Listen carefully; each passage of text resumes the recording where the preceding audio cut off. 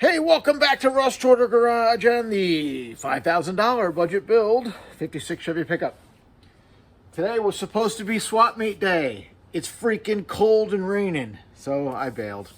Last swap meet of the season, I was hoping to be able to find a rear bumper for this pig and possibly bed steps, because I don't have any bed steps for it. So the search continues. Meanwhile, time to move forward. We did the brakes last time. I bled the brakes. Brakes are good. No leaks. All good. I wanted to say I did not add the cost in for the 3/16 brake tee and the fluid, because the brake tee was $4. The fluid, I think, was $9. So you're talking $13. And I had counted the full value of the brake line when I only used probably half. So more than offsets that cost. So I'm not going to even bother with the dollars. They didn't change. But the next thing I'm going to do is the fuel system.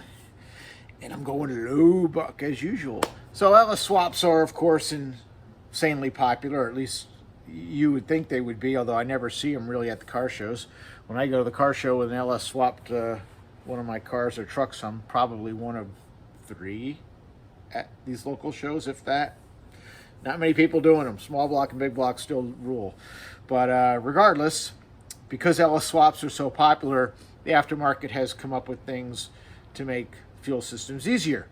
Now, pretty much, if you're doing Gen 3 stuff like me, you're either doing drive-by cable or drive-by-wire. This is an earlier 2002, so it's drive-by cable and is a return-style fuel system. So the regulator's on the fuel rail. So all I need is electric pump in the tank, supply line up to the engine, and a return line back to the tank, and a fuel filter. So I'm going to do this cheap. You could do it with AN line. Prices have come down enough now where I like the Evil Energy PTFE line. I used all that stuff when I did the Turbo 55 Buick. Had no issues with any of those fittings, no leaks, everything worked great. I priced doing this with PTFE line because I don't really like the AN regular line. I want to use the nylon stuff because I know it'll last forever. I think it was going to cost me about $250 even using cheaper Amazon kits. And that's because I would have to buy a couple different line kits because the sizes are kind of wacky with the PTFE. AN6, which I would consider to be 3/8, is really only 5/16 in the PTFE. And the AN8, which would be 1/2 inch, is really 3/8. So you got to buy an AN6 line kit with the fittings. You got to buy an AN8 line kit with the fittings. You've got to buy a fuel filter. You have to buy the little adapter fittings that go to the GM fuel line to the AN. So in the end, like I said, it added up. It was like maybe $250 or something. It's not insane, but this is a budget build. So we're not going to do that. I'm going with stuff I've laying around. And when I say laying around, I mean laying around, like this stuff's actually laying on the floor right now. This is just a bunch of 3/8 and 5/16 GM nylon line. This stuff I have laying around from 4th generation F bodies and also LT1B bodies because I did a whole lot of LT1 swaps over the years. So I'm going to be using some of that stuff. And I'm going to be using some fittings I got laying around. And I'm going to build a super cheap fuel system that's going to work just fine. This engine is dead stock. And even so, I'm putting a 3/8 supply line in it. If I want to cam this engine and bump up the power, you just got to throw a larger fuel pump in. And the 3/8 line will do just fine to handle 400 horse easily. Not a problem. I think you can get over 500 with the 3/8 line. But I'm running, as far as a fuel pump, I'm just going to run a stock Silverado fuel pump. And stock as in it's coming out of this fuel pump module that came out of my Silverado donor truck, or one of the Silverados. I got a bunch of them. So I'm gonna get the fuel pump out of this thing and put that onto my sending unit, which I have over here in the box. This is for the Chevy van tank that we're using, and it comes with a fuel pump, but you have to remember these trucks were TBI, so that pump's not going to put out enough pressure for the LS or an LT for that matter, either one. So this sending unit will work, but we're going to swap out that pump. And before I swap out this fuel pump on this sending unit, I'm going to try something. These vans used a rubber hose that would, with a fitting that would thread onto these lines, and they're very expensive, so I'm not going to be using something like that. I am going to cut these lines and see if I can use my Master Cool tool to put a GM type flare on them. I don't know if I'm going to have enough length on the tube to do it. I'd like to try it. Worst case, if it doesn't work, put a compression fitting on there and get to what I need. But I'm going to try to put an end on this. I don't know if this is going to have enough length or not. These are pretty short. But I'm going to give it a go and see what happens. Success! Check it out. I only had one shot at it, so it was either going to work or not work, and it worked. So I just cut the original little end off and used the die on the Master Cool, lubed it all up with anti-seize because I know those are difficult to do, and it worked fantastic. So now as long as I can get the return side done, that's one hurdle off the list. Otherwise, it would have just been using either a compression fitting or high pressure fuel hose. You could, slip over this existing barb and clamp it down, double clamp it. But I wanted to use all factory fittings, so that's going to work. All right, well, that worked out for me because I have the Master Cool tool. You may not have that. So if you're copying what I did there and putting one of these van tanks in the back of your pickup truck and you want to make your fuel connections and you can't do what I just did there, you can use high pressure fuel hose slipped over the original little nipple end there and double clamped. It'll work. Or you can use a compression fitting and tie to whatever you want to go to. Only thing I want to say about compression fittings is don't use a hardware store brass compression fitting. You want to use something like this. And this is not only stainless steel, what they are dual ferrule compression fittings. I prefer Swage Lock, but I just grabbed these off Amazon to try to show what I'm talking about here. Normally, when you have a compression fitting, you have, your nut here, and you slide the ferrule over the tube, and then you crank it down into the fitting. Well, these have a two-piece ferrule system. So, if this was your piece of tubing here, you would slide the nut over it, and then you have this guy, and then you have this guy, and then you have your fitting. So it goes like that. These are made for high pressure situations, and they will not split like a brass compression fitting. So just keep that in mind. If you're going to use compression fittings, use good stuff. All right, so the next thing on this sending unit is I need to put a high pressure fuel pump on it. If you don't have one laying around like I do out of a parts truck, I would just grab like an Evil Energy 255 and run with that. I'm using one in the Buick to feed the surge pump, and it is working no problem. And we'll just get this clamp off of here.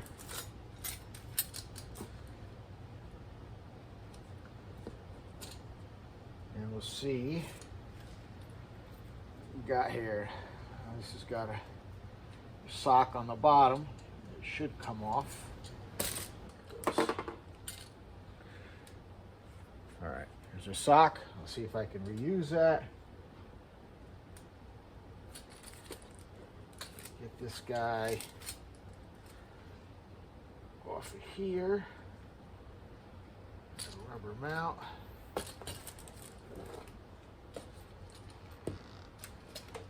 And that was in there tight. All right. Woo!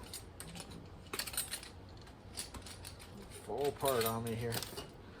All right, so there's the pump that came with the sending unit. Get out of its little sock here. It's got this looks all just like regular old GM stuff. I think I can reuse this sock. We'll just see here. I just push it on the bottom. The only thing that might be different is the connector, and we can do the wiring with that. So let me get the Silverado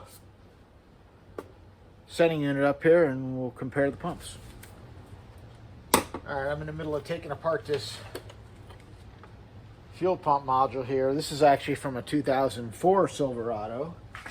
I have the unit from the, I guess it was a 2001, not a 2002, donor Silverado that gave up this engine and transmission, but the earlier modules are much smaller, and I like to keep those to use them for remote fuel systems.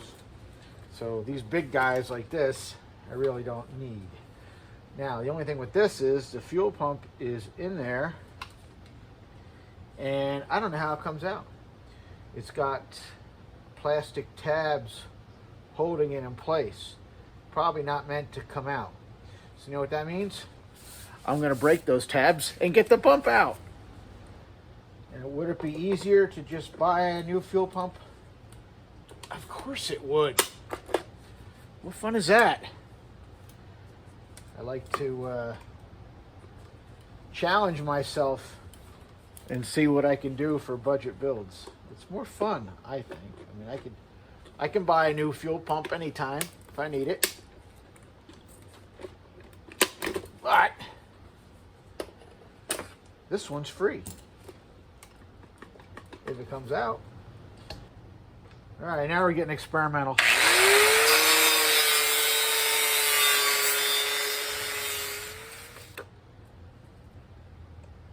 Look at this craziness. Oops, I cut the sock.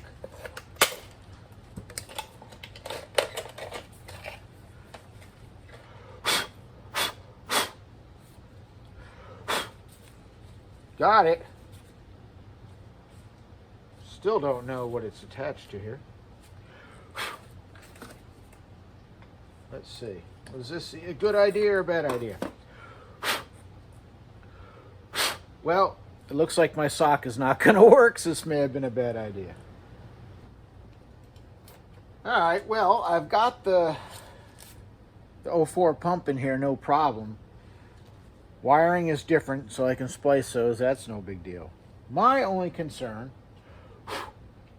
is the sock. I think I'll have to look at this a little bit. I either have to buy a new sock for the 04, which I think will not work with this lower mount here, or switch to like a 255 pump that comes with its own sock, or think of something else. But I got some time because I've got to go back to work, so I won't be out here for a while working on this thing. But at least this did get done, so that's good that the ends on the pipes are good.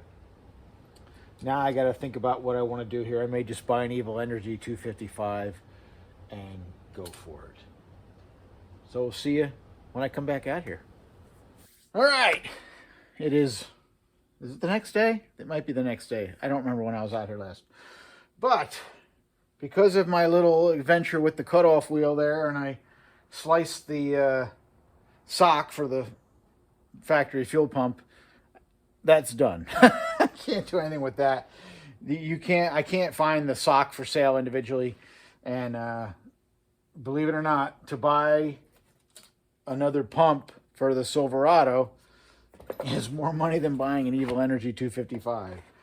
There was a sale and I think a discount coupon on Amazon, and I got this Evil Energy 255 pump for like $31 with a new sock. New sock and the whole kit here. So I guess we're going 255 on the pump.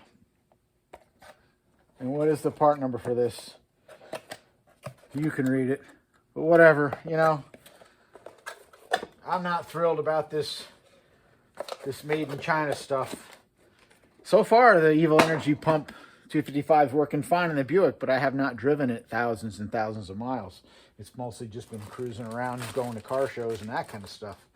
So, you know, for long term, I hope these things work, because I don't want to be stranded on the side of the road.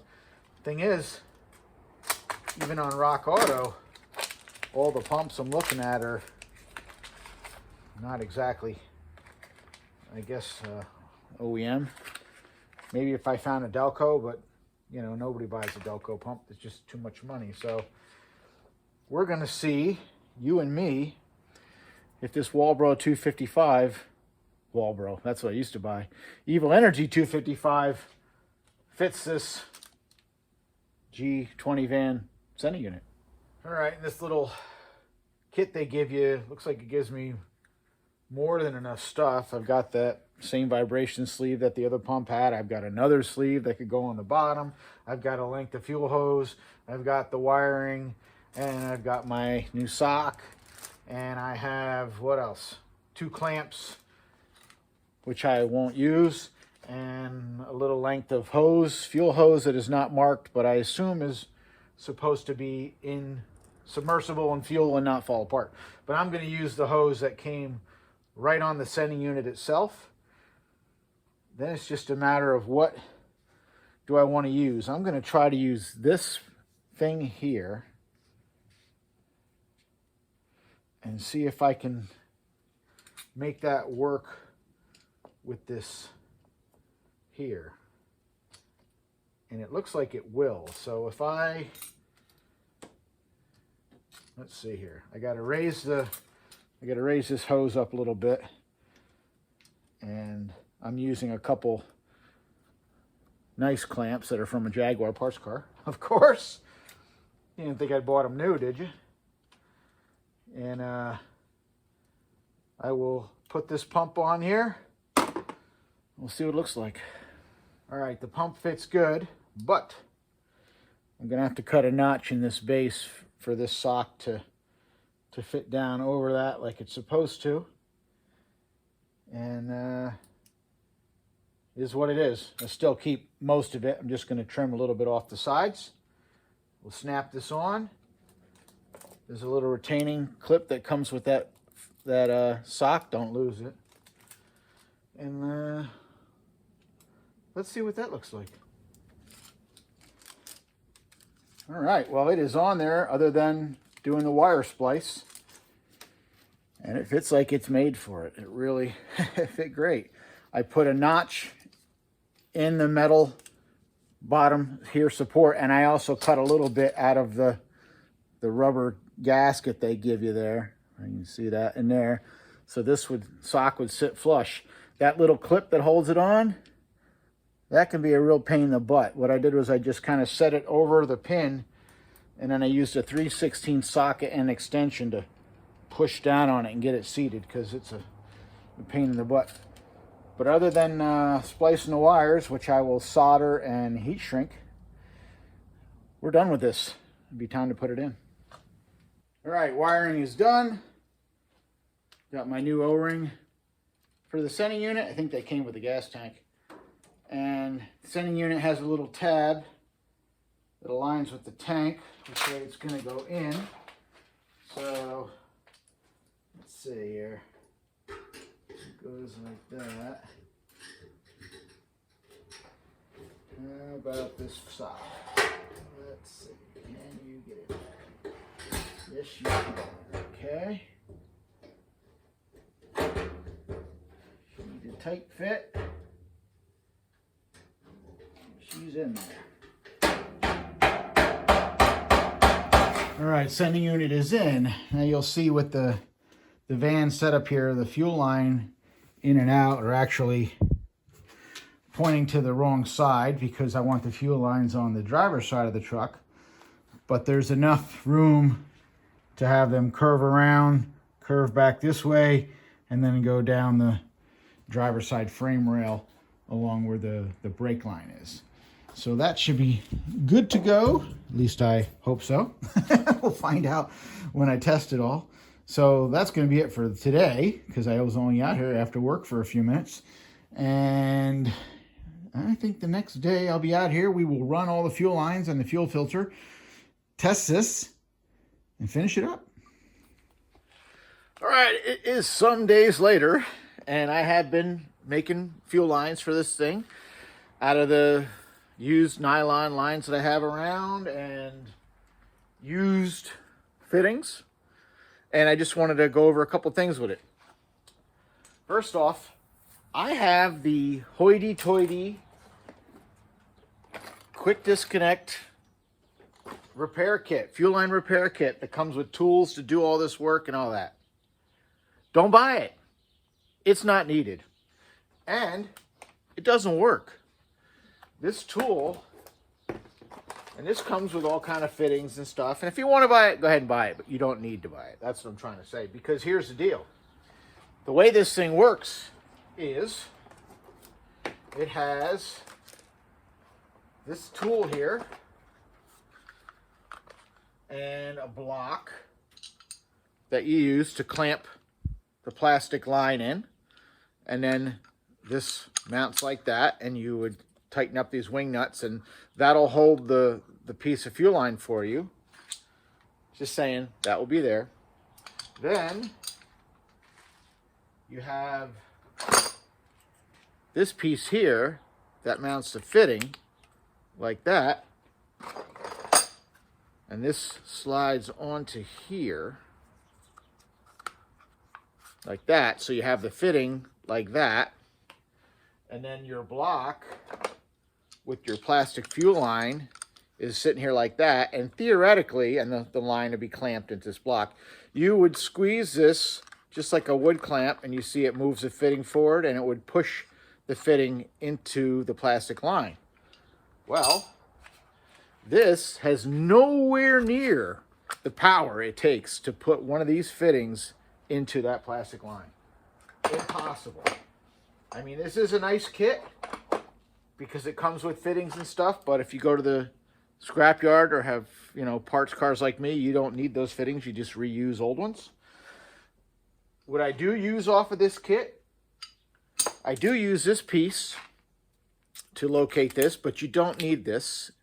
What you can do is, if you save some pieces of cut fuel line and snap those into the fittings, you can use this.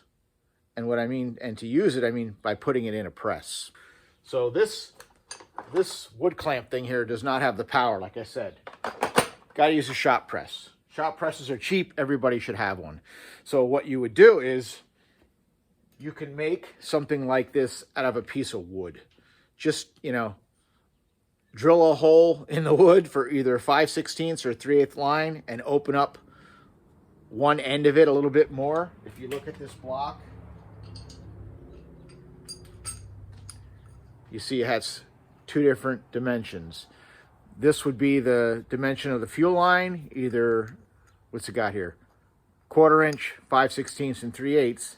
And then you drill a little bit bigger hole, half of it, so that when you push the fitting into the fuel line, there's room for the fuel line to expand. So you could make this out of wood, whatever. This is used to hold the fuel line, and then put this in a press.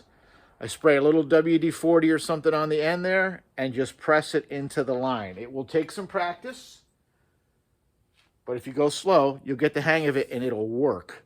I have been doing this for a while.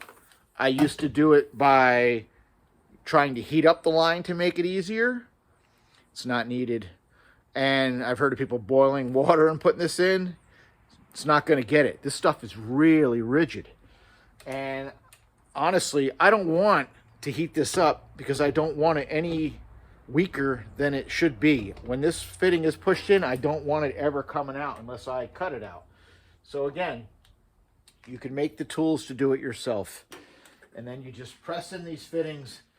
And then with this cheap nylon line, you can make whatever fuel lines you need.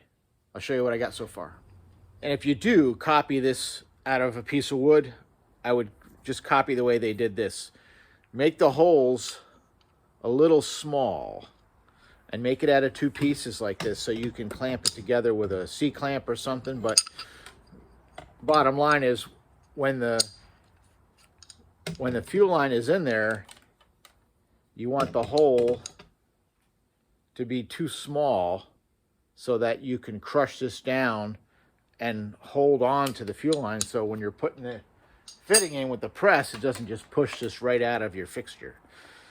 I know you can do it. It's not that bad. If you really want to buy this, I don't know how much they cost. I've had this for a long time. It's got to be a few $100s. It does make it easier, but again, I still have to use the press. Even with this, it will not work with that tool that it comes with. All right, let's get to the lines. All right, here's where I am so far. Return line is actually done. I have supply and return running off my sending unit, curving around. They're wrapped in rubber fuel hose for protection here. And then they go through some plastic and they head over to the frame rail. Supply side is going through the fuel filter and then heading up front. Same with the return, that's just going through there and heading up front. I'm using some factory type clamps, snap clamps along the frame to hold the lines. Free stuff from parts cars, so that works out well. As far as the fuel filter, that's about $5. Let's see here. This is there a part number on this thing? This fuel filter is for a 1995 Caprice with the LT1 engine. They used all poly lines in it, and it has snap connector ends on each end, so that works perfect for this kind of setup. And all that's left to do as far as running lines, I need to just finish the supply line up to the engine. But before I connect it, we'll put some gas in the tank and make sure the pump works. Before I finish that supply line, I gotta make a little clamp for the fuel filter. I wanna have that it's pretty rigidly mounted sitting there, but I want to bolt it right to the frame and hold it. So I'm going to cut a piece of steel off this scrap, and we're going to try one of these. These are the indestructible discs, cutting discs, supposedly sold online. Got them off Amazon, and I saw it and I said, oh, I got to at least try it out. But if it's indestructible, why do I need 5 in a pack? I don't know what to expect, but I'm going to put it through the paces and see if it actually works. All right, I got one of these indestructible cutting discs on there, and we're going full PPE because I don't know what to expect. We're going to find out if this thing actually cuts, because I don't know. We're going to see. See this?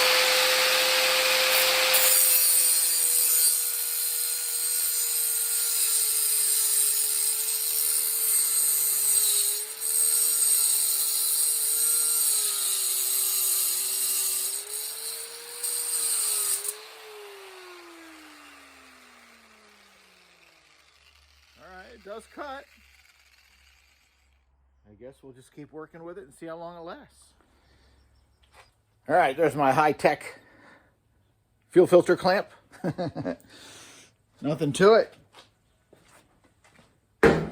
Just a decently strong piece of metal there. And we'll get it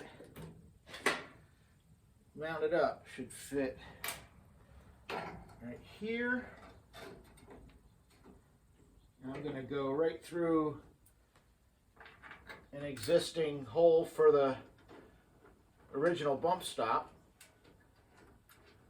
So when I get some brackets made up for the bump stops, or get good originals, that'll be that. If I can get in here. You need a shorter socket. Fuel filter is clamped down. I think I have one piece left to run for the supply line, and then we can test the pump. All right, so we are just about ready to test the fuel pump. I cut the end off the C10 sending unit because I don't have the other end of that connector. So I'll put a different connector on the wires. It's no big deal. I have the supply line to the engine disconnected. So I'm gonna check that up on the other end. I have a funnel. It's going into a funnel and a little filter because I want to see if any junk comes out of this thing. But first, we'll just see if the pump turns on.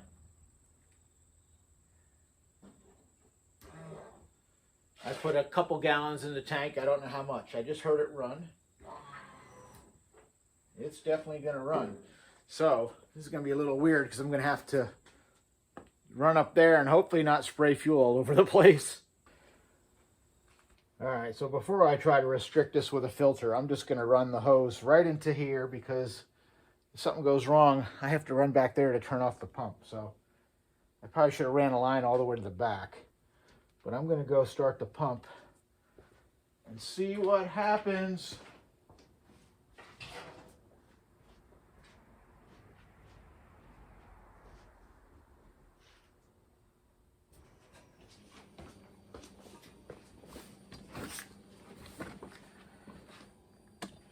Here.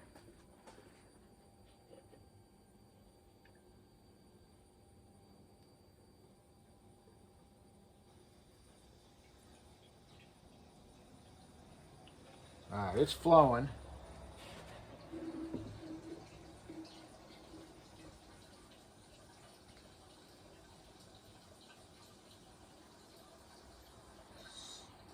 I don't know how much or how fast that fuel should be pumping. Seems a little weak, but it might be because there's no pressure at all. It's just pushing fuel. I'm going to take the funnel out and see if I can look at it. Seems kind of weak, I think. I don't know.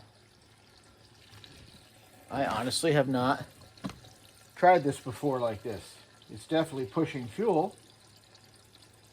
I think what I'm going to do is, now that at least I see it's not blowing any chunks out of the line,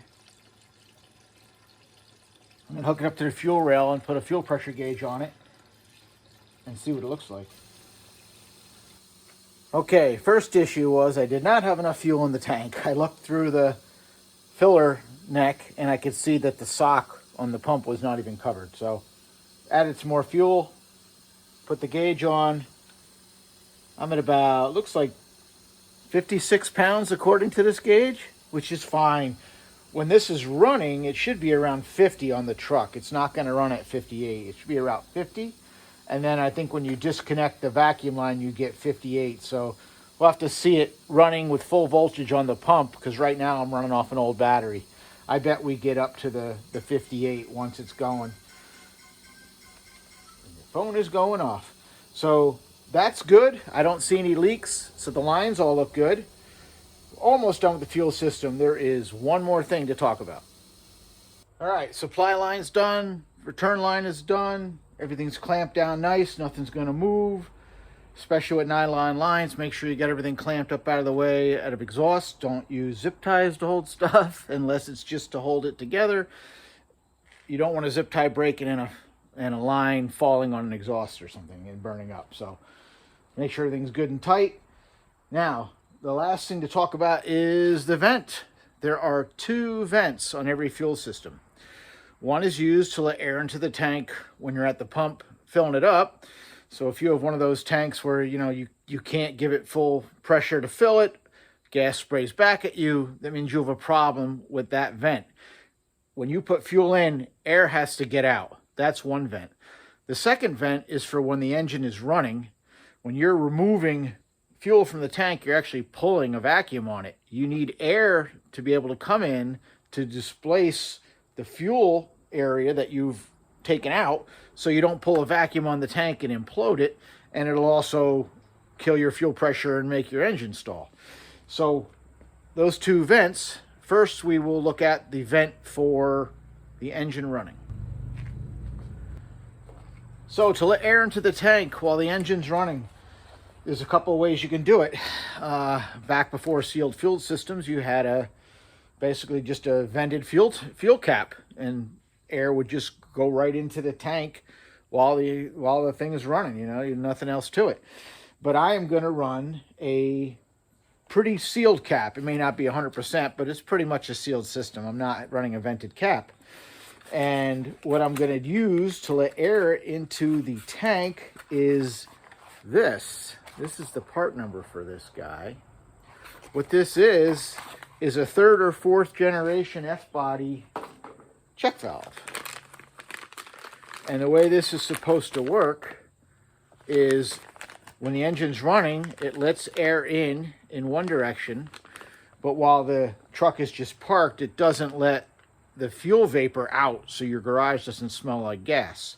It's also supposedly set to, I think it's maybe 10 psi or something, where if you had pressure buildup in your tank, this would act as a pressure relief. So it works a couple ways, and it works out really well. I've used these things many times. And all I'm going to do is attach it to the vent port. Let me show you here. This line right here is the vent port on the sending unit. So I'm just going to run a 5/16 line from that over there somewhere on the other side of the frame and attach this to it, and we'll be done. I'll show you what it looks like in just a minute. All right, there's the vent, whatever you want to call it, pressure relief valve, vent valve. It actually has a little nub on the end that'll snap into a hole. So I drilled a hole in the cross member, and that holds it there. I actually had a problem with it. It actually flew apart on me, and I cracked the top. So it's ugly now, but it works. I had to put it back together. There's a spring in there with a little valve, and it all flew apart. So I figured out how it went back together after looking at it. It wasn't too bad. And then, yeah, JB Weld for the win to keep that thing from loosening up on me. So that is it. We will talk about the vent for filling the tank when it comes time to do the gas cap. But needless to say, this is going to be the vent for filling the tank. Air comes out of here when you put gas in, and that has to come up all the way past where the nozzle is going to be for it to work. And yeah, I'm using a pretty neat gas cap on this one, kind of custom. So I'll show you how that works when we get to it. Okay, it is much later in the day. Like, it's late. I had lots of things going on after this. So fuel system is done. Lines are in. Pump works. Fuel pressure is good. We talked about the vent for when the engine is running. Now, the numbers. I think this is about as cheap as you could do a fuel system. This is with the, as I said, nylon lines like GM would use, 3/8 feed, 5/16 return. If you didn't want to use these and you want to use like Evil Energy PTFE lines, check out my videos on the 55 Turbo Buick. That's all Evil Energy. I used AN6, AN8. Yeah, I think it's just 6 and 8 was on that one. I don't think I used 10. I used an Evil Energy inline fuel filter. I used a surge tank and a surge pump and all the good stuff. But if you want to see how to connect the fittings on that PTFE line, it's really easy. It's just more money if you want to use that stuff. So for this, the things I had to buy for this deal, I had to buy the fuel pump because of my screw up of cutting out the factory one. If I hadn't hit the sock with the cutoff wheel, I could have reused that pump. But believe it or not, the fuel pump was only $31. That's an Evil Energy 255 from Amazon. It's only $31. The fuel filter is only $5. I buy a bunch of them through Rock Auto, 3-4 at a time, because this is my preferred way of running fuel lines for stock vehicles because it's just so cheap. And I also had to buy that little vent that goes on the vent of the tank, that check valve there. That's $17, a little pricey for what it is, but those were items I had to pay out of pocket. So that added up to $53, bringing the total of the value of the truck to $53.18 and out of pocket $21.48. Now, as far as the nylon lines and fittings, they cost me nothing because I have this stuff. I take it out of parts cars. But if you had to buy it, right on Amazon, you can buy a roll of 25 feet of 3/8 for like $25. A 25-foot roll of 5/16 is like $22. And, these fittings, while I didn't price them, they can't be expensive, and you can get them off of anything GM in the junkyard. But I added $25. So I counted the value of the lines and the fittings at $75. Didn't cost me anything. So that would bring the truck value to $53.93 and out of pocket $21.48. It's going to be time for a new piece of cardboard. We're out of lines on this. We're doing good. Closer to getting this thing started up. Fuel system is done. Exhaust is done. I guess the next thing is going to be wiring.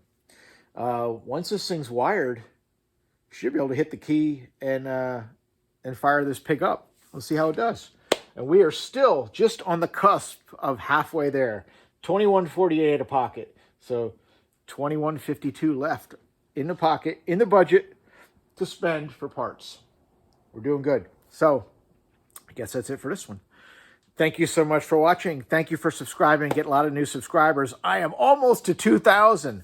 When I hit 2,000, I've got a little poll I'm gonna put up. So we'll see if I can get some response on that. That's pretty cool. But I really appreciate it. Thank you so much for following along. And get out there and build something. See you on the next one. Later.